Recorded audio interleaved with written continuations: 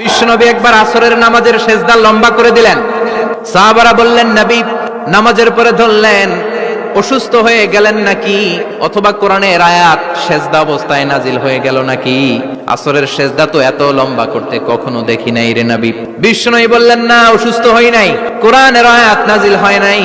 আমি যখন সেজদায় লুটিয়ে পড়েছি, আমার কলিজার টুকরা নাতি হাসান আমার কাঁধের উপরে চেপে বসেছে। আমি যদি সেজদা থেকে মাথা উঠাই হাসানের কষ্ট হয়ে যাবে, তাই আসরের একটা সেজদা আমি ইচ্ছা করেই লম্বা করে দিয়েছি।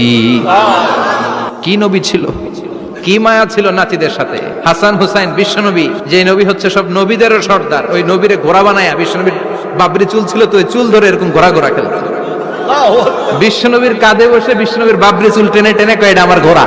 হাসান হুসাইনের গায়ের এমন কোন জায়গা নাই যে জায়গায় বিশ্বনবী চুমা দেয় নাই।